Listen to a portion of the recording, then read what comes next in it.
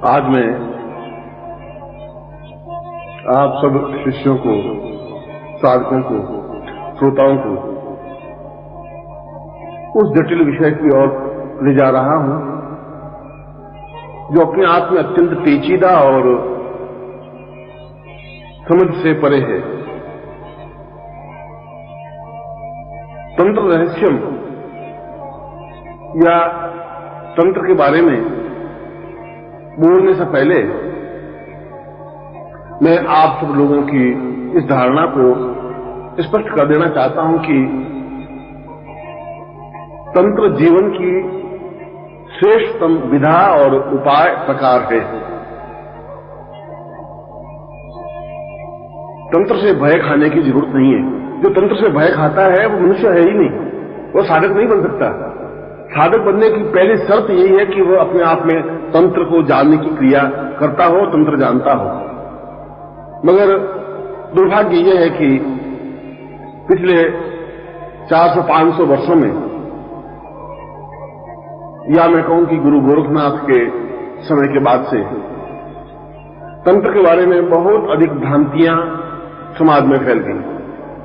ये भ्रांतियां 3 तरीकों से फैली। गोरखनाथ के समय में तंत्र अपने आप में सर्वोत्कृष्ट विधा थी और समाज का प्रत्येक वर्ग उसको अपना रहा था। समाज में तंत्र लोकप्रिय था। समाज इस बात को स्वीकार करता था कि तंत्र अपने आप में महत्वपूर्ण है और जीवन की जटिल समस्याओं को सुलझाने में केवल तंत्र ही सहायक हो सकता है। परंतु गोरखनाथ के बाद में जो वर्ग उत्पन्न हुआ और गोरखनाथ की शिष्य परंपरा में जो भयानंद हुए, उन्होंने तंत्र का विकृत रूप स्पष्ट कर दिया। उन्होंने तंत्र का तात्पर्य भोग, विलास, मद्य, मांस और मदिरा को ही प्रधानता दे दी। पंचमकार का प्रारंभ भयानंद से ही हुआ। मध्यम, मांसम तथा मत्स्यम, मुद्रा, मैथुनमेव च मकार पंचवर्ग स्यात् स्वतंत्र स्वतांत्रिका। जो व्यक्ति इन 5 मकारों को प्राप्त करता है या 5 मकारों की धारणा करता है, जो 5 मकारों में लिप्त रहता है, वही तंत्रज्ञ है, वही तंत्र है। भयानंद ने ऐसा कहा।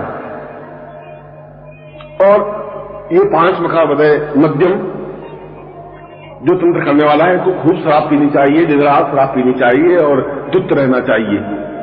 मांसम, मांस खाने से उसे किसी प्रकार की परहेज नहीं होनी चाहिए। दूसरा म या मकार, जहां मध्य है तो दूसरा मांस, और वह किसी भी पशु का मांस खाए, बलि दे, शमशान की साधना करे और उन मांसों से विविध प्रकार के व्यंजन समर्पित करे। तीसरा म या मकार, मत्स्यम। मत्स्यम का मतलब है मछली। भोजन में जो तंत्रज्ञ है, जो तांत्रिक है, उनको मछली खानी अनिवार्य है। मांसम, मत्स्यम, मुद्रा। चौथा मकार उन्होंने मुद्रा को प्रधानता दी कि जो तंत्रज्ञ है वो अपने आप में संपन्न हो, येन केन प्रकारेण धन को ही प्रधानता देता हो। और 5वां मकार मैथुन, जो तांत्रिज्ञ है, जो तंत्र को जानने वाला है, वह स्त्री के साथ समागम करे और समागम करता हुआ साधना संपन्न करे, यहां तक कि नित्य नवीन स्त्री के साथ संभोग करे। ये सब एक ऐसी गलत धारणा समाज में फैली, या एक ऐसा गलत श्लोक समाज में फैला कि जो लंपट थे, जो ढोंगी थे, जो पाखंडी थे, उन्होंने इस श्लोक को महत्वपूर्ण मान लिया, इसको आधार मान लिया और वे शराब पीने लगे, मांस खाने लगे, वे मैथुन में रत होने लगे, वे धनोपार्जन करने लगे और मूल तंत्र से अलग हट गए। और मूल तंत्र से अलग हटने से समाज में विशृंखलता पैदा हो गई। कोई बहु बेटी सुरक्षित नहीं रही। एक धूर्तता और एक चालाकी, छल और कपट मूल आधार बन गया। ये के प्रकार व्यक्ति को मूर्ख बना करके धन उपार्जन करने की क्रिया प्रधान बन गई। ये सब क्रियाएं बनने से समाज में एक विशृंखलता पैदा हुई। समाज उन लोगों से परहेज करने लगा, उनसे दूर रहने लगा, अपने घर में बुलाने से दूर रहने लगे, उनसे बात करने में अपना भय स्पष्ट करने लगे, क्योंकि उनका जीवन सुरक्षित नहीं रह गया था, क्योंकि उनके जीवन की मर्यादाएं विशृंखल होने लगी थी, क्योंकि उन बहु बेटियों का सम्मान रहा नहीं था, क्योंकि वे जब शराब पी करके धुत होकर के जब घर में दौड़ धूप करते, जब बहु बेटियों पर एक गलत नजर डालते, तो एक सामान्य व्यक्ति, सामान्य गृहस्थ अपने आप में बहुत ही दुखी और परेशान होता कि ये ऐसा कैसा तंत्र है, ये कौन सा तंत्र है, इससे समाज का क्या हित हो सकता है, इससे परिवार का क्या हित हो सकता है। और इस प्रकार से वे तांत्रिक जो तंत्र के नाम पर भोग विलास में लिप्त रहने में अपनी श्रेष्ठता समझ रहे थे, जो तंत्र के नाम पर समाज को लूटने की क्रिया कर रहे थे, वे अछूत समझे जाने लगे, लोग उसे दूर रखने लगे, लोगों ने नाम लेना बंद कर दिया, तांत्रिकों का सम्मान करना बंद कर दिया, तांत्रिकों को पास आने में हिचकिचाहट महसूस करने लगे और अपना दुख तो भोगते रहे, अपनी परेशानियों को भोगते रहे, परंतु अपनी परेशानियों और दुख को, अपनी समस्या और बाधाओं को इन तांत्रिकों को नहीं कहने लगे, क्योंकि वे समझते कि इनको बात कहना और आग में अपने आप को झोंकना है, इनके पास जाना और कई प्रकार की समस्याएं अपने ऊपर मोड़ ले लेना है, क्योंकि इनके खर्चे बहुत ज्यादा हैं, जरूर से ज्यादा ये धन ऐंठते हैं, और उसके बावजूद भी किसी प्रकार का कार्य हो या नहीं हो, इनको किसी बात की परवाह नहीं है। इसीलिए धीरे धीरे तंत्र बदनाम होने लगा, धीरे धीरे तंत्र शब्द से भय खाना लगा, धीरे धीरे ऐसा लगने लगा कि ये तंत्र अपने आप में समाज के लिए उपयोगी नहीं है। परंतु यदि हम गोरखनाथ और उससे पहले की स्थिति में जाएं, तो हम यह अनुभव करेंगे कि तंत्र जीवन का एक श्रेष्ठ प्रकार है। यह तो अलग बात है कि तंत्र अपने आप में विसंखलित या गंदा या घटिया या मलिन नहीं बना, तंत्र का इसमें कोई दोष नहीं है। वे तांत्रिक जिनको तंत्र का ज्ञान नहीं था, जो केवल अपना स्वार्थ साधन करने में लगे हुए थे, उनकी पथभ्रष्टता की वजह से जहां वे स्वयं पर भ्रष्ट हुए, बदनाम हुए, वहां तंत्र भी बदनाम होने लगा। परंतु सही अर्थों में देखा जाए तो तंत्र तो अपने आप में एक श्रेष्ठ विधा है, श्रेष्ठ प्रकार है। तंत्र अपने आप में जीवन का एक उत्तम कोटि का चिंतन है, विचार है, धारणा है। ये इसलिए है कि तंत्र का तात्पर्य जीवन को सभी दृष्टियों से पूर्णता देने की क्रिया है। बिना तंत्र के तो जीवन की कल्पना ही नहीं की जा सकती। यदि हम एक विशेष नियमों में आबद्ध हों, एक विशेष तरीका हो जहां किसी प्रकार का भय नहीं हो, चिंता नहीं हो, जहां किसी प्रकार की बाधा नहीं हो, अड़चन नहीं हो, किसी प्रकार की कठिनाइयां नहीं हो, जब बिल्कुल निर्मुक्त जीवन हो, तो हम कहते हैं हम स्वतंत्र हैं। स्वतंत्र का मतलब है अपने आप को पूर्ण रूप से तंत्रमय कर दिया है। यहां तंत्रमय होने की क्रिया का तात्पर्य है अब किसी प्रकार का मुझे भय नहीं रहा, अब मुझे किसी प्रकार की समस्या नहीं रही, अब मुझे जीवन में किसी प्रकार की अड़चन नहीं रही। जीवन में किसी प्रकार का भय, अड़चन, बाधाएं, कठिनाइयां और समस्याओं को दूर करने की क्रिया को तंत्र कहा जाता था, और जो इन बाधाओं को खुद मिटा देता था वह स्वतंत्र था। इसलिए ये शब्द स्वतंत्र तो बहुत हजार साल पहले से बना है। और जो दूसरों के नियमों में आबद्ध हो जाता था, दूसरों के कहने के अनुसार चलता था, या दूसरों को हम अपने अनुकूल बनाने की क्रिया करते थे, तब हम परतंत्र होते थे। दूसरों के नियमों में आबद्ध होने की क्रिया परतंत्र है। और यदि देखा जाए तो हम स्वतंत्र भारत में है। ये भारत का तंत्र विधान अपने आप में स्वतंत्र है। जीवन का सारा सिस्टम, सारा जीवन का कार्यकलाप अपने आप में तंत्रमय है ही। इसलिए हम तंत्र को छोड़ करके जीवन जीने की कल्पना नहीं कर सकते। तंत्र हमारे जीवन का आधार है, बेस है। वो तंत्र, जो तंत्र समाज के लिए घटिया और बेहुदा बन गया, उस वजह से हमने तंत्र को एक गलत परिभाषा में डाल दिया और घूम फिर करके तंत्र का तात्पर्य केवल मारण, मोहन, वशीकरण और उच्चाटन रह गया। क्योंकि उन लोगों ने जो शराब पीते थे, जो मांस खाते थे, जो परस्त्री गमन करते थे, उनके पास बाकी सारी तांत्रिक विधाएं तो छोड़ दी, क्योंकि उन बाकी तांत्रिक विधाओं के लिए परिश्रम की जरूरत थी, साधना की जरूरत थी, श्रेष्ठता की जरूरत थी, लंगोट को मजबूत रखने की जरूरत थी और एक आसन पर दृढ़ होने की आवश्यकता थी। वो उनके पास नहीं था, वो ऐसा नहीं कर पाते थे। वो ऐसा नहीं कर पाते थे तो बहुत छोटी छोटी जो विधाएं थी जो वशीकरण क्रिया है, जो मोहन क्रिया है, जो मारण क्रिया है, जो उच्चाटन क्रिया है, उन क्रियाओं के माध्यम से वे अपने जीवन को उपार्जित करने लगे और इसीलिए केवल मारण, मोहन, वशीकरण और उच्चाटन क्रिया को ही तंत्र मान लिया गया, जबकि इतना छोटा संकीर्ण घेरा तंत्र का नहीं है। तंत्र तो अपने आप में विशाल सागर है, समुद्र है, जहां हजारों हजारों साधनाओं के माध्यम से जीवन की पूर्णता प्राप्त की जा सकती है। अब प्रश्न उठता है कि क्या वर्तमान जीवन में तंत्र की उपयोगिता है, या तंत्र का मतलब क्या है? जब हम मंत्र के माध्यम से किसी देवता को अनुकूल बना सकते हैं, जब साधना के माध्यम से किसी देवता को अपने अनुकूल बना करके मनोवांछित कार्य संपन्न कर सकते हैं, तो फिर तंत्र की कहां जरूरत पड़ जाती है? फिर तंत्र हमारे जीवन में क्यों आवश्यक है? ये प्रश्न अपनी जगह सही है, क्योंकि किसी भी कार्य को संपन्न करने के लिए दो विधाएं हैं, एक मंत्र शास्त्र, एक तंत्र शास्त्र। मंत्र के माध्यम से भी हम शिव साधना या काली साधना या लक्ष्मी साधना संपन्न कर सकते हैं, और तंत्र के माध्यम से भी हम काली साधना या शिव साधना या लक्ष्मी साधना संपन्न कर सकते हैं।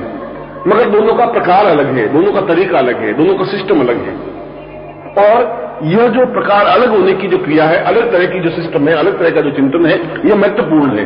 इसलिए महत्वपूर्ण है कि इससे यह स्पष्ट हो जाता है कि क्या आज के युग में तंत्र अनिवार्य है, आवश्यक है, उपयोगिता है।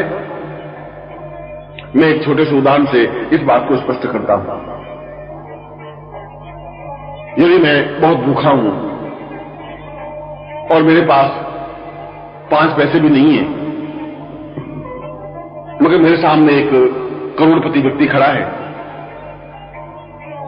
जिनके लिए 5 रुपयों की कोई वैल्यू नहीं है, कोई महत्व नहीं है, उसके लिए 5 रुपए ठीक एक मामूली कंकर पत्थर की तरह है। करोड़पति के सामने 5 रुपए का मूल्य ही नहीं है, मगर मेरे लिए तो 5 रुपए बहुत बड़ी बात है, क्योंकि मेरे जेब में तो 5 पैसे भी नहीं है, 1 पैसा भी नहीं है, और मैं भूख से व्याकुल हूं, परेशान हूं।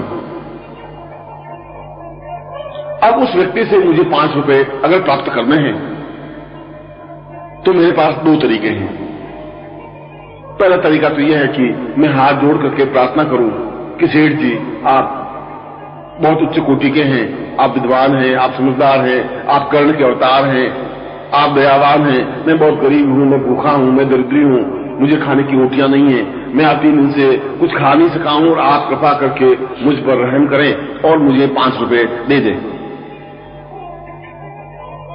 मगर ये जरूरी नहीं है कि मेरी बात पर वो पसीजे, ये जरूरी नहीं है कि मैं विगलित कंठ से ये कहूं और वो मुझे 5 रुपए दे दे, ये जरूरी नहीं है। ये जरूरी नहीं है कि मैं उनसे प्रार्थना करूं, रिक्वेस्ट करूं और सेठ जी अपनी जेब से 5 रुपए निकाल करके मुझे प्रदान कर दें। तब दूसरा तरीका यह है कि मैं आसपास देखूं और यदि कोई दिखाई नहीं देता है तो सेठ जी का कॉलर गले का पकड़ लेता हूं और पकड़ करके झकझोरता हूं, और झकझोर के आंख निकाल करके तरीर करके और एक झटका देकर कहता हूं कि या तो मुझे आप 5 रुपए दें या अंतरे चक्कू आपके सीने के पार हो जाएगा। तो सेठ जी निश्चित रूप से अपनी जेब से 5 रुपए निकाल के मुझे दे देंगे। ये दूसरा तरीका तंत्र है और यह पहला तरीका मंत्र है। बस ये मूल रूप से अंतर है। मंत्र का तात्पर्य है देवताओं की प्रार्थना करना, रिक्वेस्ट करना, हाथ जोड़ना, निवेदन करना, भोग लगाना, आरती करना, धूप अगरबत्ती करना, और उसके माध्यम से कोई जरूर नहीं एक महाकाली प्रसन्न हो, कोई जरूर नहीं एक लक्ष्मी प्रसन्न हो और हमारा घर अक्षय धन से भर दे। मगर दूसरे तरीके से यदि हमें हिम्मत है, हौसला है, ताकत है, साहस है, क्षमता है, और यदि आप साधक हैं और आपके पास समर्थ गुरु है तो आपके पास हौसला है, आपके पास हिम्मत है, आपके पास साहस है, ऐसा हो ही नहीं सकता कि आपके पास नहीं है। मगर उस क्षमता के साथ उस लक्ष्मी के आंख में आंख डाल के आप खड़े हो जाते हैं और उसको कहते हैं कि मैं भी तंत्र साधना प्रयोग संपन्न कर रहा हूं, मैं तुम्हें आबद्ध कर रहा हूं और तुम्हें हर हालत में मुझे संपन्नता देनी है, मुझे धन देना है, मुझे वैभव देना ही है और देना ही पड़ेगा।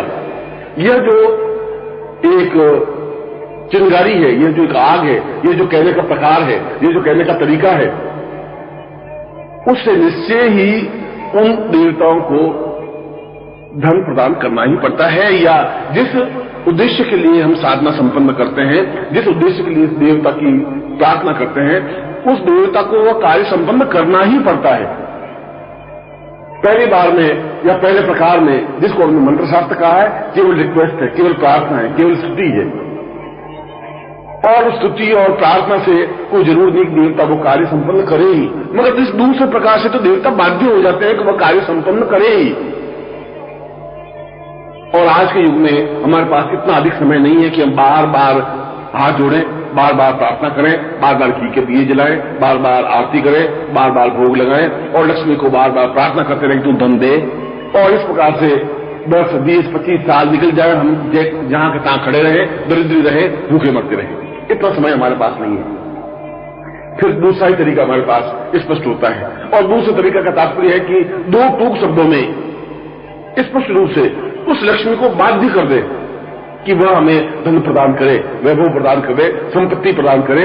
हम जो जीवन में चाहते हैं, व्यापारिक उन्नति, आर्थिक उन्नति, भोग विलास, ऐश्वर्य, वो हमें प्राप्त हो ही, हर हालत में हो, वह तंत्र के माध्यम से संभव है। और इसीलिए आज के युग में जहां मनुष्य का जीवन बहुत एक छोटा सा जीवन बन गया है, 60-70 साल के जीवन को अपने आप में पूर्ण जीवन कहा जाने लगा है, और उसमें भी 20, 25, 30 साल तो केवल बाल्यावस्था में समाप्त हो जाते हैं, और 50 साल के बाद आदमी में उतनी ताकत, उतनी क्षमता नहीं रह पाती तंत्र साधना संपन्न कर सके।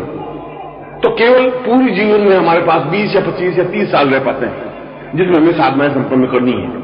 इसीलिए इस छोटे से समय में हम ज्यादा से ज्यादा साधनाएं संपन्न कर सकें, ज्यादा से ज्यादा अपने जीवन को पूर्णता दे सके, अद्वितीयता दे सके, इसके लिए तंत्र अपने आप में श्रेष्ठतम और महत्वपूर्ण विधा है, और उसके माध्यम से हम किसी भी प्रकार के देवता को अपने अनुकूल बना सकते हैं। हमें जो कुछ चाहिए वह प्राप्त कर सकते हैं, और हम जैसा जीवन चाहते हैं उस प्रकार के जीवन को पूर्णता दे सकते हैं। अब प्रश्न उठता है कि क्या अगर हम तंत्र साधना करें तो इसका कोई विपरीत प्रभाव, विपरीत परिणाम हमें भोगना पड़ता है? ऐसा तो कुछ भी नहीं है, ऐसा संभव ही नहीं है। यदि हम मंत्र साधना करें और अगर हम पूरी साधना नहीं कर सके तो उसका कोई विपरीत परिणाम भोगने को नहीं मिलता। ये बात है कि आप जो साधना कर रहे हैं उसका अनुकूल फल आपको प्राप्त नहीं हुआ, क्योंकि साधना पूरी नहीं हुई तो अनुकूल फल मिलेगा भी कहां से, मगर उसका कोई विपरीत फल आपको नहीं मिलेगा।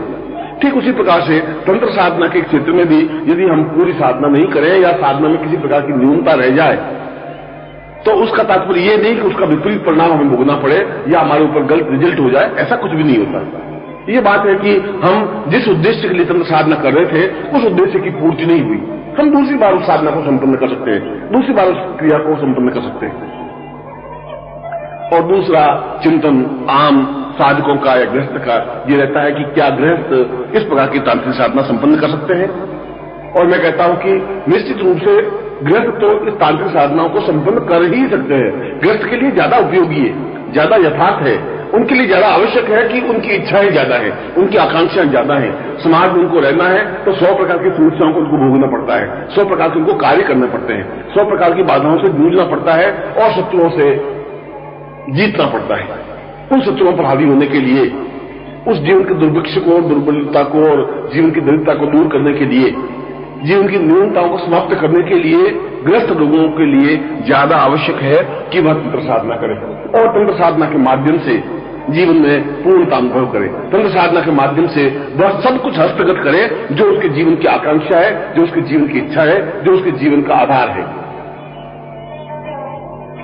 और तीसरी शंका आम साधक को यह रहती है कि यदि गृहस्थ इस प्रकार की तंत्र साधना संपन्न करे तो क्या उसको मांस खाना अनिवार्य होता है? क्या उसको शराब पीना जरूरी होता है? क्या चिलम फूंकना उसके लिए अनिवार्य है? क्या ललाट पर सिंदूर के लंबे लंबे तिलक करना जरूरी है? क्या चरस और गांजा पीना आवश्यक है? और मैं कहता हूं कि तंत्र में इन विधाओं को कोई स्थान है ही नहीं।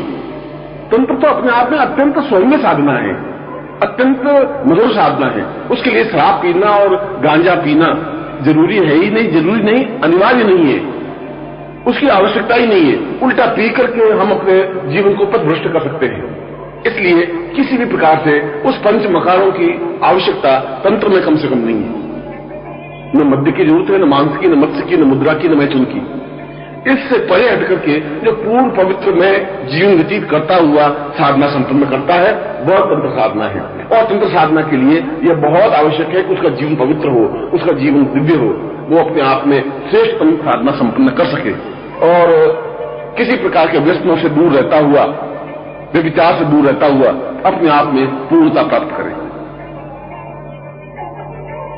जहां पर एक शंका और आम व्यक्तियों के मस्तिष्क में घुमड़ती है कि यदि हम गायत्री साधना करते हैं, यदि हम सौम्य साधना करते हैं, यदि नित्य पूजा पाठ करते हैं, राम कृष्ण या महावीर या बुद्ध या किसी की पूजा अर्चना करते हैं, तो क्या ऐसा व्यक्ति या हम तंत्र साधना भी संपन्न कर सकते हैं? या क्या हम सुबह जो पूजा पाठ करते हैं उस पूजा पाठ के साथ साथ तंत्र साधना भी संपन्न कर सकते हैं? निश्चित रूप से कर सकते हैं। इसमें कोई बाधा अड़चन है ही नहीं, क्योंकि यह भी उसी पूजा पाठ का एक प्रकार है, एक तरीका है। जिस प्रकार से आप गायत्री मंत्र जाप करते हैं, गायत्री मंत्र को तंत्र के माध्यम से भी संपन्न कर सकते हैं, वह भी अपने आप एक तरीका है। दोनों में किसी प्रकार का भेद है ही नहीं। पूजा पाठ करने वाला है, गायत्री मंत्र जप करने वाला या पूर्ण सौम्य या सच्चरित्र या भला या श्रेष्ठ व्यक्ति सही अर्थों में तंत्र साधना भी संपन्न कर सकता है और पूजा के साथ साथ तंत्र साधना कर सकता है। देवताओं की अर्चना करने के साथ साथ तंत्र साधना भी संपन्न कर सकता है। हम अपने सामने अपने इष्ट की पूजा करें, कुमकुम अबीर गुलाल मौड़ी और उनको भोग लगाएं, नैवेद्य करें, आरती करें, साथ साथ तंत्र साधना मंत्र जाप करें, उसमें कहीं दोष है ही नहीं। तंत्र और मंत्र में कोई अंतर है ही नहीं। अंतर इतना ही है कि मंत्र अपने आप में एक रिक्वेस्ट है, प्रार्थना है, एक स्तुति है, एक हाथ जोड़ने की प्रक्रिया है, और तंत्र अपने आप में तीक्ष्ण है, पूर्णता के साथ प्राप्त करने की क्रिया है। और एक ग्रस्त व्यक्ति के लिए तंत्र अनिवार्य है, आवश्यक है, जरूरी है। जीवन में किसी भी प्रकार की विपरीत स्थिति में जो बाधाएं हमारे सामने हैं, जो अड़चनें हमारे सामने हैं, जो कठिनाइयां हमारे सामने हैं, उन कठिनाइयों पर निजात पाने के लिए या किसी प्रकार की बाधाओं को दूर करने के लिए तंत्र अचूक और अनिवार्य विधा है।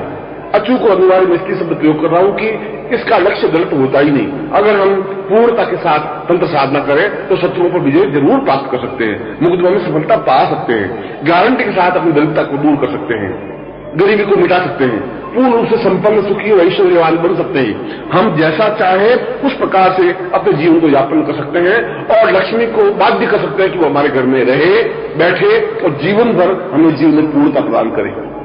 वह चाहे लक्ष्मी की साधना हो, चाहे शत्रुओं को समाप्त करने के लिए दुर्गावती या बगलाम की साधना हो, चाहे वह सौम्य साधना हो, चाहे रुद्र साधना हो, चाहे विष्णु साधना हो, चाहे ब्रह्म साधना हो, किसी भी प्रकार की साधना के दोनों ही प्रकार शास्त्रों में वर्णित हैं, मंत्र साधना के माध्यम से भी और तंत्र साधना के माध्यम से भी।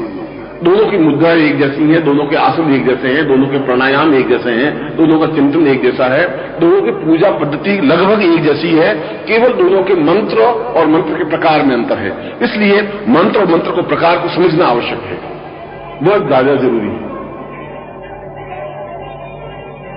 यहां एक बात और मैं स्पष्ट कर दूं कि कई लोगों के मन में यह शंका और संदेह रहता है कि बिना गुरु या मार्गदर्शक के अगर हम तंत्र करें, कुछ गलती होगी तो क्या होगा?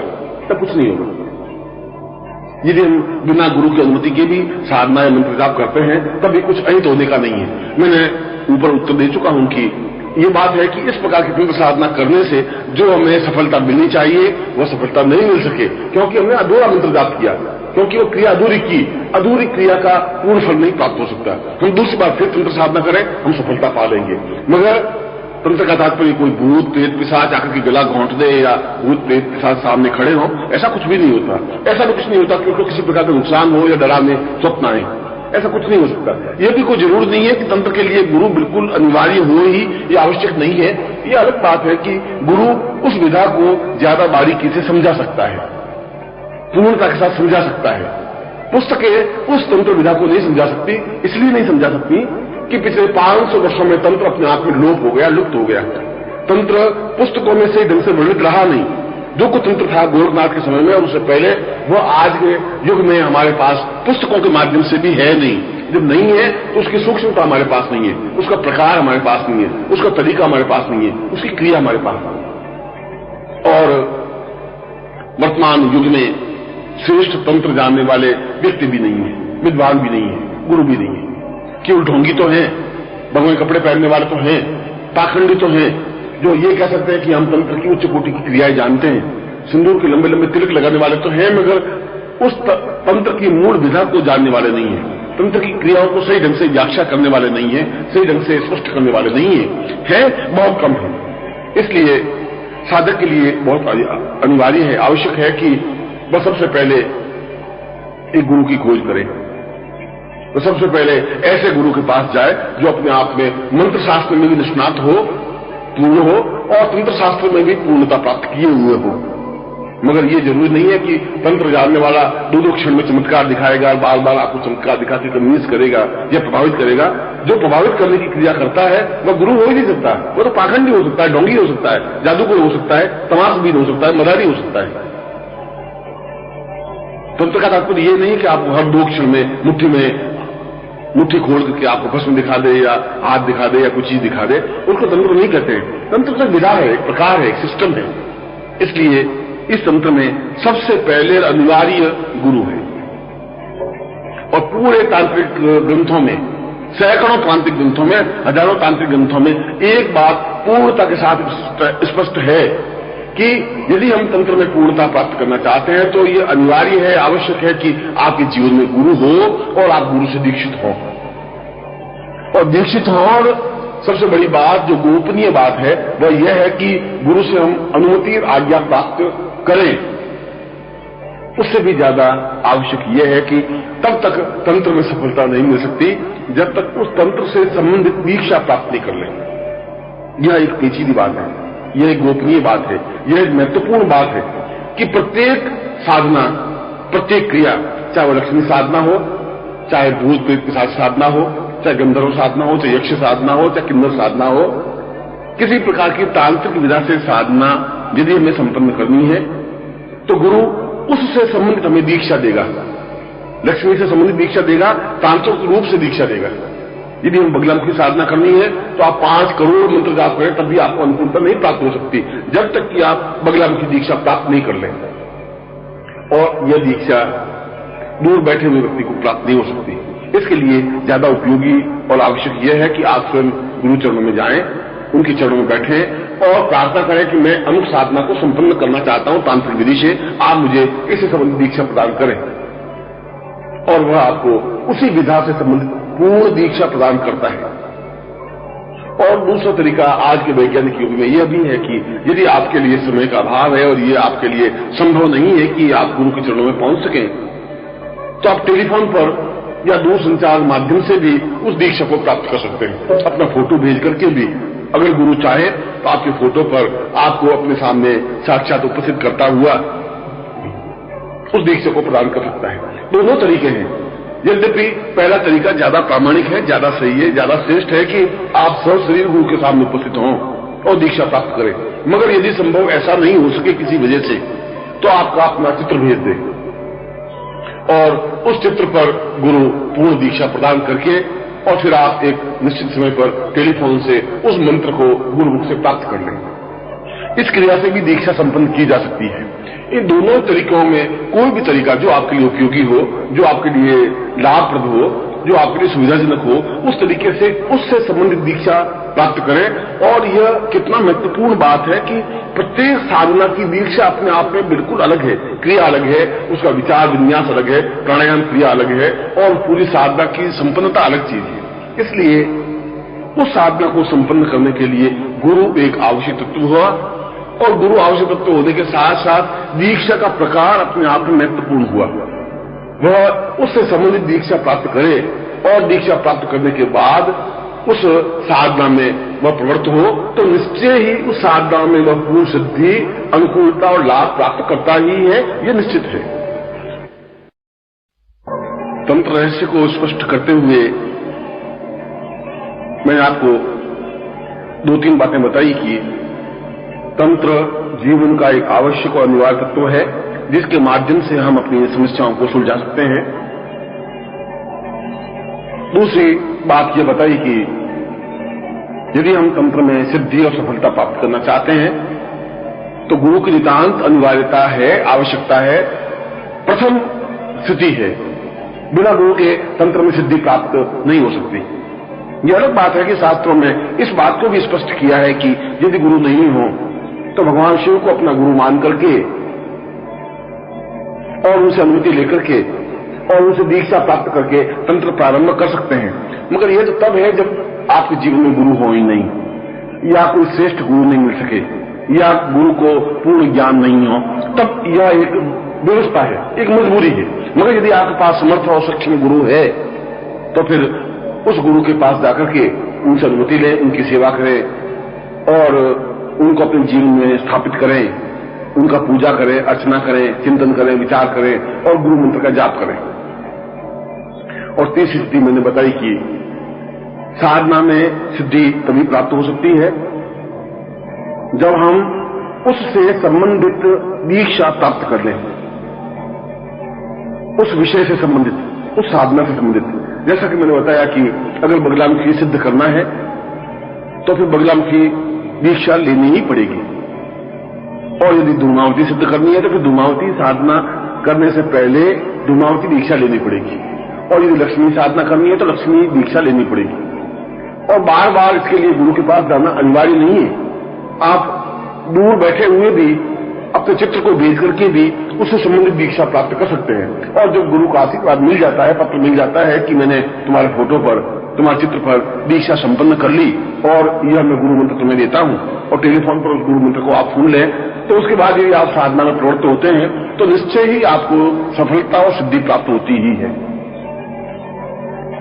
चौथा तरीका जो अन्वय तत्व है वो ये है कि आपके सामने मंत्र अपने आप में पूर्ण स्पष्ट हो, क्योंकि एक ही साधना के सैकड़ों तांत्रिक मंत्र हैं। यदि हम बगलामुखी मंत्र जाप करें तो बगलामुखी के कुल 14 मंत्र हैं। एक बगलामुखी सिद्ध करने के 14 तरीके हैं, 14 सिस्टम हैं। हम कौन से तरीके से उस साधना को संपन्न करें, बगलामुखी को सिद्ध करें, या लक्ष्मी की साधना करें तो उस रीम बीज से करें, या रीम बीज के भी जो 8 भेद है उसके माध्यम से करें। इसलिए ये जरूरी है कि हम जब साधना संपन्न करें तो हमारे सामने साधना का प्रकार बिल्कुल स्पष्ट होना चाहिए कि मैं इस प्रकार के माध्यम से इस साधना को संपन्न करूंगा। क्योंकि तंत्र में भी अवघड़ साधना है, अवघड़ साधना के माध्यम से भी लक्ष्मी साधना की जा सकती है। तंत्र में पिशाच साधना है, पिशाच साधना के माध्यम से भी लक्ष्मी सिद्ध की जा सकती है। तंत्र में माधुरेण साधना है, माधुरेण मंत्र के माध्यम से भी उस साधना में सफलता पाई जा सकती है। तंत्र में व्यामोह साधना है, और व्यामोह साधना पद्धति से भी लक्ष्मी साधना संपन्न की जा सकती है। तंत्र में चिंचनी साधना है, और चिंचनी साधना का भी एक प्रकार है जिसके माध्यम से लक्ष्मी की साधना संपन्न की जा सकती है। मेरे कहने का तात्पर्य है कि यदि हम केवल लक्ष्मी की साधना भी करें तो लक्ष्मी की साधना करने के तंत्र में 10 या 12 या 15, 20 प्रकार हैं। उन 20 प्रकार में से जो प्रकार आपको उपयुक्त लगता हो उस प्रकार से आप साधना संपन्न कर सकते हैं। और यदि आप दिशा शून्य हो रहे हो, आपको स्पष्ट नहीं हो रहा हो, तो आपको गुरु से पूछ लेना चाहिए कि मैं इन विविध पद्धतियों में से कौन सी पद्धति के द्वारा साधना संपन्न करूं, या आप गुरु से जानकारी प्राप्त करें कि आप गुरुदेव मुझे वह साधना प्रकार बताइए जो मेरे लिए उपयोगी है, जो मेरी परिस्थिति के लिए अनुकूल है, जिस परिस्थिति के द्वारा मैं साधना को संपन्न कर सकता हूं। वह चाहे अवगढ़ साधना हो, वह चाहे संसाधना साधना हो, वह चाहे शैव साधना हो, वह चाहे वैष्णव साधना हो, वह चाहे चिंचिनी साधना हो, या कात्यायनी साधना हो। किसी साधना पद्धति से लक्ष्मी को सिद्ध करना है। किसी भी साधना से या किसी भी तांत्रिक साधना से हम लक्ष्मी साधना सिद्ध करें, लक्ष्मी तो प्राप्त होती ही है, लक्ष्मी तो सामने प्रत्यक्ष होती ही है, और जो हम चाहते हैं वैसा होता ही है। अलग अलग तांत्रिक प्रकार हैं, अलग अलग संप्रदाय हैं, उनमें से किसी एक संप्रदाय को चुन करके उसका मंत्र प्राप्त करें और उसके माध्यम से साधना संपन्न करें। यहां पर तांत्रिक जो मंत्र होते हैं वे अत्यंत संक्षिप्त और लघु होते हैं। कई मंत्र तो केवल 1 अक्षर के ही हैं, कई मंत्र 4 अक्षरों के या 8 अक्षरों के या 16 अक्षरों के या 32 अक्षरों के हैं। इसलिए तंत्र का प्रत्येक मंत्र अपने आप में सही उच्चारण होना चाहिए। प्रत्येक बीज या प्रत्येक अक्षर का उच्चारण बिल्कुल प्रामाणिक होना चाहिए। यह ध्यान रखना चाहिए कि यदि मैं इस मंत्र का जाप करता हूं तो इसका उच्चारण केवल होठों के माध्यम से ही करना है, या मन ही मन करना है, या होठ थोड़े खोलने हैं, या आवाज बाहर निकालनी है, या तेज आवाज में उस साधना को संपन्न करना है। ये 5 प्रकार में से कोई एक तरीका है, उस तरीके से ही वह साधना संपन्न हो सकती है। इसलिए मंत्र का उच्चारण पूर्णतः प्रामाणिक और स्पष्टता के साथ होना चाहिए। और इसके साथ ही साथ यह भी होना चाहिए कि आप जिस साधना को संपन्न कर रहे हैं उस साधना के बारे में आपको पूर्ण प्रामाणिक जानकारी होनी चाहिए, क्योंकि बार बार आप गुरु को हस्तक्षेप नहीं कर सकते, बार बार गुरु के चरणों में नहीं बैठ सकते। यह आपके लिए संभव नहीं है कि आप सब काम छोड़ के गुरु के पास बैठे। यद्यपि ये ज्यादा उपयुक्त है कि आप अपने सारे व्यक्तित्व से कटे, आप क्रियाकलापों से कटे, और जब आप वहां से उस कट करके गुरु के पास पहुंचेंगे तो पीछे की समस्याएं, बाधाएं, अड़चनों से आप दूर होंगे। जहां आप साधना कर रहे हैं, अपने घर में यदि साधना कर रहे हैं तो 10 बार टेलीफोन आएंगे, 10 बार समस्या आएंगी, 10 बार पारिवारिक परेशानियां आएंगी, बार बार आपका ध्यान भंग होगा, बार बार साधना में विघ्न उपस्थित होगा। इसलिए गुरु घर में जाकर के या गुरु के सामीप्य पे बैठ करके अगर साधना करते हैं तो आधे से ज्यादा सफलता तो यूं ही प्राप्त हो जाती है। और फिर दूसरी विशेषता, दूसरी अनुकूलता यह होती है कि यदि हम बीच में कहीं संदेह या भ्रम पैदा होता है तो हम उस गुरु से पूछ सकते हैं कि मुझे ऐसा अनुकूलता मिली है या प्रतिकूलता मिली है या मुझे ऐसा दिखाई दिया है, तो मुझे क्या करना चाहिए, कैसा करना चाहिए। यद्यपि इसमें किसी प्रकार का व्याघात नहीं होता, इसमें किसी प्रकार की अड़चन नहीं है। यदि आप घर में भी साधना करें तब भी किसी प्रकार की बाधा या अड़चन उपस्थित नहीं होती। यहां मैं यह भी स्पष्ट कर दूं कि तंत्र साधना करने में कभी रात्रि को कोई डरावने स्वप्न दिखाई देंगे, जरूरी नहीं है। रात्रि को कोई भय व्याप्त हो, ऐसा जरूरी नहीं है।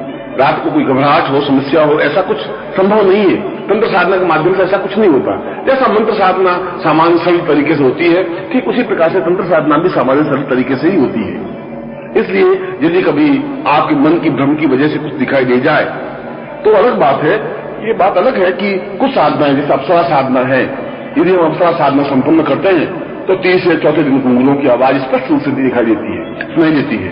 यदि हम शांत होकर बैठे तो ऐसा लगता है जैसे कमरे में नृत्य हो रहा हो, एक लयबद्ध, एक ताड़बद्ध, एक सही रूप में। 5 दिन इस शरीर से सुगंध से प्रभावित होती है कि जैसे कोई सुगंध कमरे में व्याप्त हुई है और अत्यंत महक के साथ पूरा कमरा भर गया है। 7वें 8वें दिन नारी शरीर पूर्ण रूप से दिखाई देता है बिंब रूप में। ऐसा लगता है कि वो नारी आके खड़ी हुई है। और जो साधना का संपन्नता 14 दिन या 11 दिन की जो भी साधना है जो संपन्न करते हैं तो ठीक हाड़ मांस से युक्त ठीक उसी प्रकार से अप्सरा आपके पास में आकर बैठती है, जिस प्रकार से कोई स्त्री आपके पास बैठती हो, आपकी प्रेमिका या आपकी पत्नी जिस प्रकार से आपके पास बैठती है, बात करती है, यदि आप उसको स्पर्श करते हैं तो उसका शरीर आपको अनुभव होता है। ठीक उसी प्रकार से अप्सरा का वो शरीर, उसका हाव भाव, चिंतन, विचार सब कुछ आपको अनुभव होता है। यह तो एक अप्सरा साधना की बात है। अगर लक्ष्मी साधना भी संपन्न करते हैं तब भी ऐसी सुगंध प्रवेश कमरे में होती है।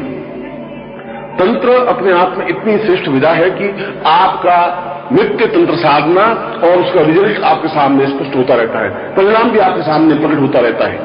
अगर 30 या 5 दिन सुगंध अनुभव होए, चाहे वह भगवान की साधना है, चाहे तंत्र साधना है, चाहे लक्ष्मी साधना है, तो ये स्पष्ट है कि आप बिल्कुल सही ढंग से गतिशील हैं। इसका मतलब है 5 मिनट जो आपने साधना की वह बिल्कुल सही है, अब आप आगे बढ़ सकते हैं। यदि 7वें या 8वें दिन यदि गुरुओं की आवाज सुनाई देती है, और निश्चय ही गुरुओं की आवाज सुनाई देती है, चाहे लक्ष्मी साधना करें, चाहे रुद्र साधना करें, चाहे ब्रह्म साधना करें, चाहे विष्णु साधना करें, आवाज, वाद्य यंत्र, सुंदर ध्वनि, देवध्वनि, वेद ध्वनि, गगन ध्वनि अगर सुनाई देती है तो समझना चाहिए कि आपने जो 8 दिन की साधना संपन्न की वो अपने आप में प्रामाणिक साधना थी, सही थी। यदि आप 11 दिन की साधना संपन्न करें, 11 दिन में आपको उस इष्ट के बिंबात्मक दर्शन होने लगे, ऐसा लगे कि जैसे लक्ष्मी स्वयं श्रद्धा करके बैठी है, आई है, खड़ी है, तो समझना चाहिए कि 11 दिन तक की साधना आपकी सही है। और अगर साधना 14 दिन की है तो 14 दिन में तो आपको पूर्ण प्रामाणिक उसकी सफलता मिलती ही है। मेरे कहने का तात्पर्य है कि तंत्र की ये विशेषता है कि आप जितने दिन साधना करते हैं उतने दिन की परीक्षा का परिणाम भी आपको प्राप्त होता रहता है। यदि 5 दिन भी सुगंध अनुभव नहीं हो तो समझना चाहिए कि आपने कहीं त्रुटि है, कोई न्यूनता है जिससे आप सफलता नहीं प्राप्त कर सके। इसलिए जब ऐसी स्थिति बने तो पुनः साधना संपन्न करनी चाहिए या गुरु से पूछ लेना चाहिए कि मेरे जीवन में कहां त्रुटि रह गई, मेरी साधना में कौन सी न्यूनता रह गई जिसकी वजह से मुझे सफलता नहीं मिल पाई। यह एक महत्वपूर्ण प्रयोग है, यह महत्वपूर्ण चिंतन है। और ऐसी स्थिति होने के बाद यदि तुम्हें उस कमरे में उसका बिंबात्मक दर्शन हो भी या आपके सामने अप्सरा आके खड़ी भी हो जाए तो आपको विचलित होने की जरूरत नहीं है। आप उसको देखें, वो आपको देखे, वो अलग बात है, मगर आप अपनी मंत्र साधना बराबर संपन्न करते रहे। जितना मंत्र नृत्य करना है उतना मंत्र शासन पर बैठ के संपन्न करना ही है। उससे पहले न तो आप बातचीत करें, न विभ्रमित हो, न आसन से खड़े हो, न भय मन में लाए, न किसी प्रकार की चिंता तनाव हो।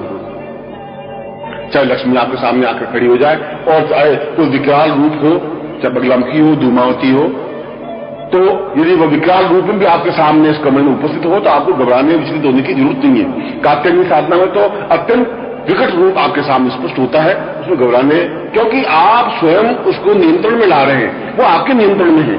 वह कात्यायनी आप जैसा आज्ञा देंगे वैसा करेगी, इसलिए फिर आपको भय होने की जरूरत नहीं। मालिक तो आप हैं, स्वामी तो आप हैं, उसके ऊपर आप हावी हैं। इसलिए ऐसा दृश्य दिखाई भी दे तो कहीं विचलित होने की जरूरत नहीं है, कहीं घबराहट होने की जरूरत नहीं है, किसी प्रकार की मन में चिंतन या विचार करने की जरूरत नहीं है, क्योंकि जहां आप बैठे हैं आपके सामने गुरु का चित्र है, गुरु का बिंब है, और आपने गुरु साधना संपन्न करने के बाद, उनसे दीक्षा लेने के बाद इस साधना को प्रारंभ किया है। गुरु की जिम्मेवारी है, गुरु का कर्तव्य है कि वह अदृश्य रूप में रहकर के भी आपकी बराबर रक्षा करे, आपके साथ हो, आपकी बराबर साधना में सहयोगी बने।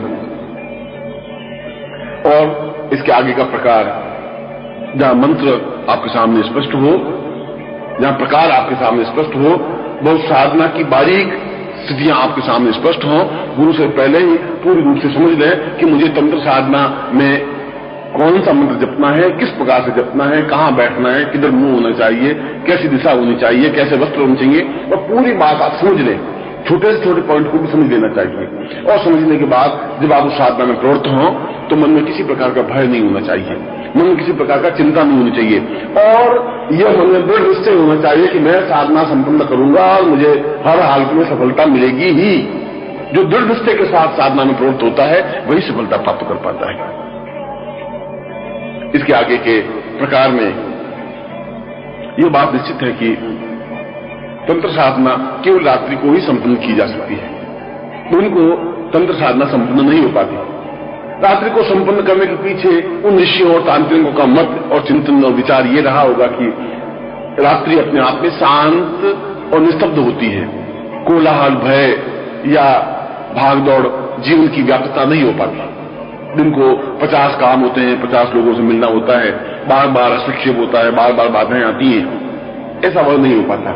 इसलिए तंत्र साधना जब भी आप संपन्न करें रात्रि को ही संपन्न करें, परंतु यह जरूरी नहीं है कि तंत्र साधना आप संसार में जाकर ही संपन्न करें, ऐसा कोई अनिवार्य नहीं है।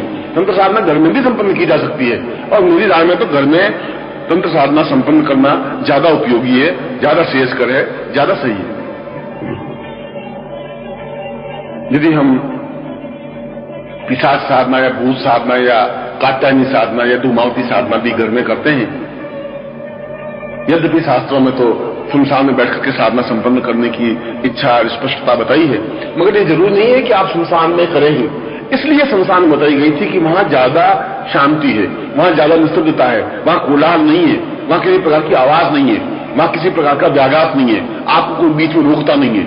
आप यदि बैठे हैं तो 24 घंटे में कोई आपके पास आके कुछ कहता नहीं है। इसलिए उस सुनसान साधना को स्पष्ट रूप से बताया गया है। यदि आपके घर में ऐसी सुविधाएं हैं तो घर में भी आप एकांत कमरे में बैठ करके इस साधना को संपन्न कर सकते हैं। या मैं इस बात को भी स्पष्ट कर दूं कि तंत्र साधना पुरुष कर सकता है, स्त्री भी कर सकती है। स्त्री के लिए तंत्र साधना में कोई दोष या किसी प्रकार की न्यूनता नहीं है। स्त्री में किसी प्रकार की साधक जहां शब्द है वह साधक चाहे पुरुष हो चाहे स्त्री हो, किसी प्रकार का डिफरेंस नहीं है, किसी प्रकार का मतभेद नहीं है। कोई भी और किसी भी प्रकार की साधना जहां पुरुष कर सकता है वह स्त्री भी कर सकती है, पूर्ण क्षमता के साथ।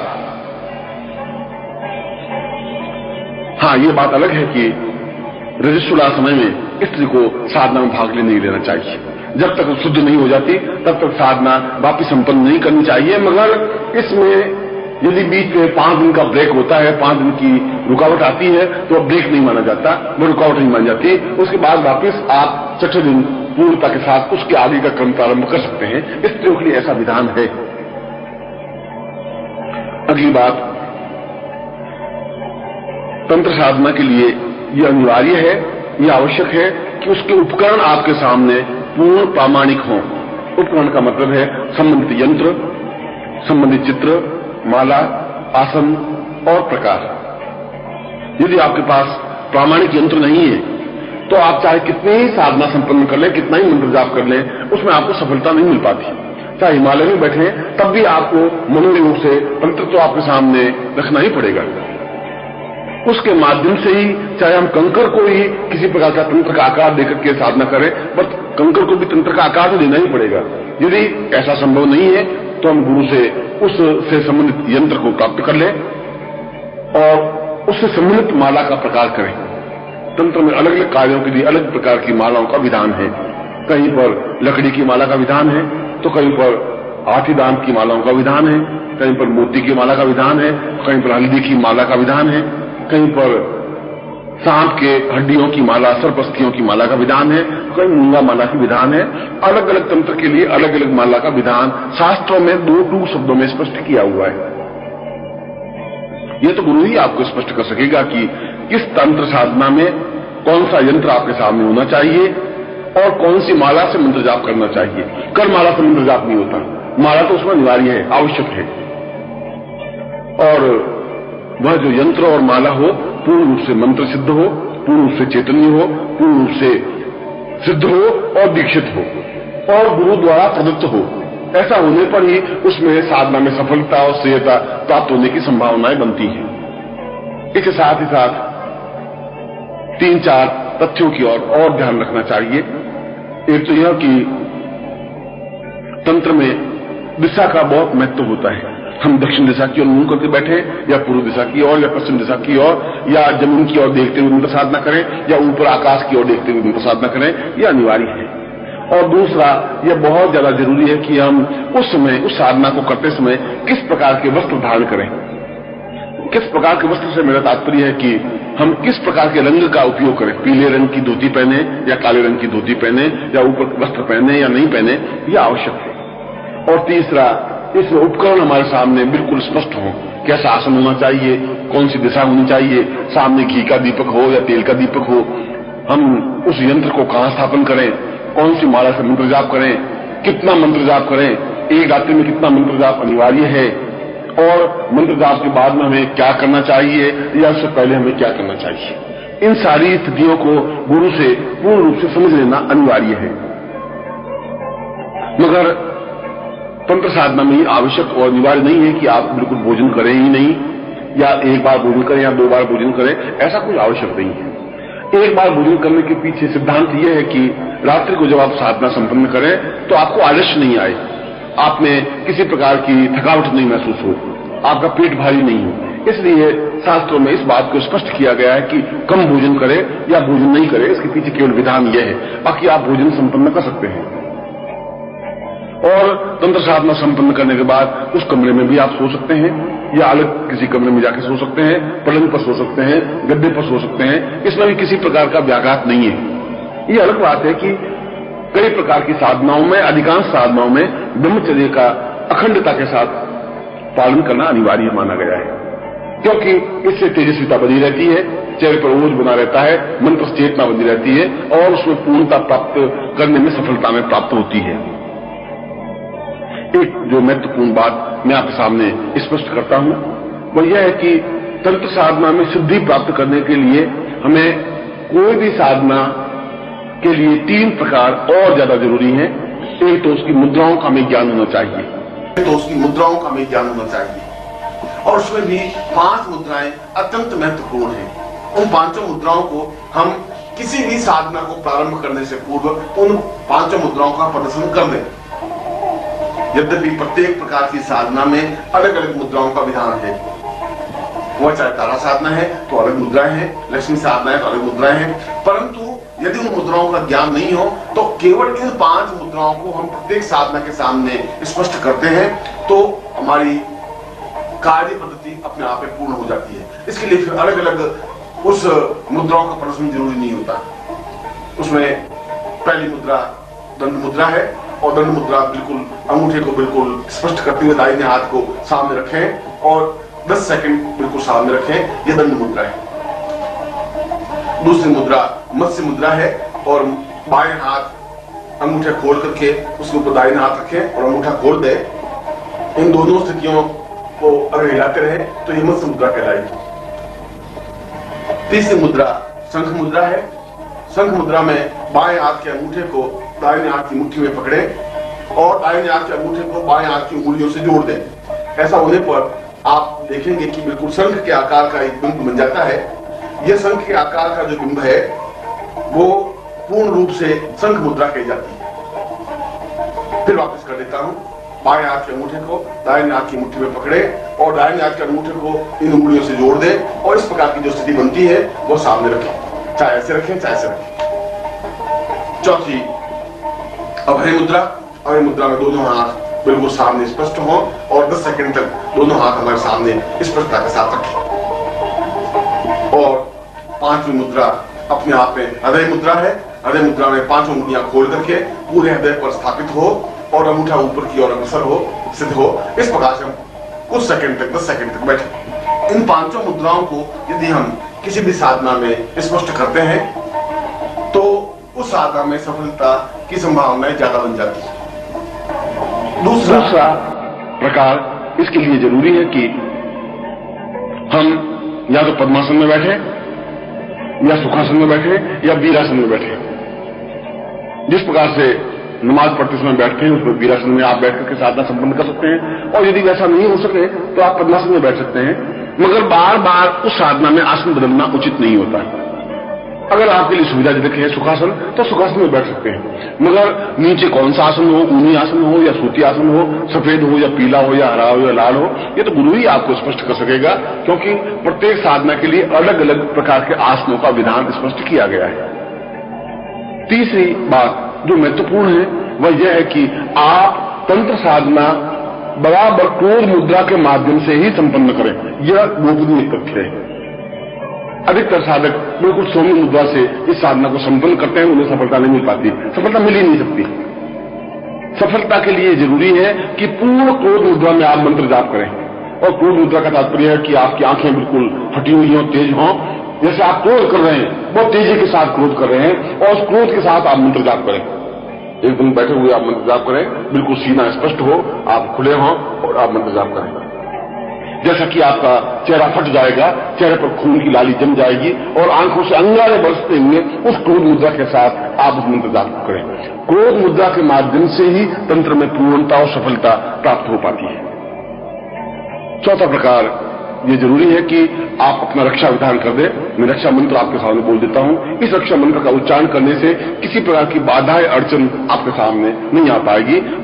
कोई भी साधना प्रारंभ करने से पहले इस तंत्र या इस रक्षा मंत्र को तो बोलना ही चाहिए। चावल हाथ में लेकर के अपने ऊपर घुमाते हुए चारों दिशाओं में फेंक देने चाहिए, और वह रक्षा मंत्र है ओम रक्षोहणम बलवानम वैष्णवी मिदमहं तम रक्षोम पूर्वाः सतां सत्रियं सचैतन्यं पूर्वाः पश्चिमोत्तरौ दक्षिणां पूर्व आग्नेयां इंद्रं वायुयां नैऋत्यं साधयन्ता पूर्व अथास्मानम् ऊर्ध्वो अधं साम सर्व रक्ष रक्ष विश्वरक्षं साम पूर्वा अथास्मान विस्तार पूजनम साम तुभ्यं संप्रदे। इस प्रकार से इस मंत्र का उच्चारण करते हुए चावल हम चारों तरफ फेंक दें, यह अपने आप में रक्षा विधान है। और उसके साथ ही हम पूर्ण रूप से गुरु को हाथ जोड़ करके प्रार्थना करते हुए उनसे अनुमति लेते हुए हम साधना प्रारंभ करें, क्योंकि गुरु आवश्यक है। और साधना के प्रारंभ में और साधना के अंत समय में, साधना की समाप्ति पर नित्य उस गुरु की पूजा अर्चना गुरु मंत्र जाप तो आवश्यक होता ही है। और मैं इसके बाद उस विशेष मंत्र को आपके सामने स्पष्ट कर रहा हूं जो तंत्र के लिए एक आवश्यक मंत्र है। अगर इस मंत्र की ध्वनि निरंतर उस मंत्र जाप के पास आपके पास आती रहती है, या उस तांत्रिक साधना करने से पूर्व नित्य यदि 5 माला इस मंत्र का आप जब कर लें तो आपको निश्चय ही सफलता प्राप्त होती है, क्योंकि यह साफल्य मंत्र कहा जाता है, सफलतादायक मंत्र कहा जाता है। इसलिए नित्य तंत्र साधना मंत्र प्रारंभ करने से पूर्व 5 माला गुरु मंत्र की करें और 5 माला साफल्य मंत्र की करें। और यह साफल्य मंत्र किसी भी प्रकार के तंत्र के लिए उपयोगी है। और वह साफल्य मंत्र है ओम रीं ऐं क्लीं क्रीं हुं हुं क्लीं क्रीं फट। इस मंत्र की 5 मालाएं आप जपें, मंत्र जाप करें, उसके बाद मूल मंत्र का प्रारंभ करें। और यदि आपके पास टेप रिकॉर्डर हो तो इस मंत्र को 100-200 बार पूरी टेप भर ले और इस मंत्र को बार बार उच्चारण करते रहें। वह टेप आपके कानों में ध्वनि पड़ती रहे, तब भी आपकी सफलता की संभावनाएं पूर्ण रूप से बढ़ जाती हैं। और इस प्रकार इस साधना को आप तंत्र साधना को संपन्न करते हुए आप अपनी पूर्णता सफलता प्राप्त करें। और यदि आपको सिद्धि मिल जाती है, यदि आपके सामने प्रत्यक्ष अप्सरा स्पष्ट हो जाती है, यदि आपके सामने बगलामुखी स्पष्ट हो जाती है, यदि आपके सामने लक्ष्मी स्पष्ट हो जाती है, तो आप भूल करके भी इसका प्रदर्शन नहीं करें, दूसरों को चमत्कार दिखाने के लिए प्रयोग नहीं करें। मैं आपको आशीर्वाद देता हूं कि यदि आप इन नियमों को पालन करते हुए, इस रहस्यों को स्पष्ट करते हुए तंत्र साधना संपन्न करेंगे तो अवश्य ही सफलता मिलेगी, क्योंकि मेरा आशीर्वाद प्रत्येक क्षण आपके साथ है। हरि ओम।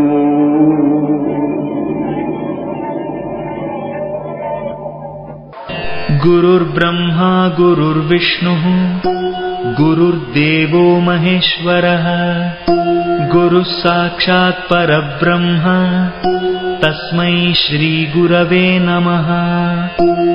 त्वमेव माता च पिता त्वमेव बन्धुश्च सखा त्वमेव विद्या द्रविणं त्वमेव सर्वं मम देवदेव।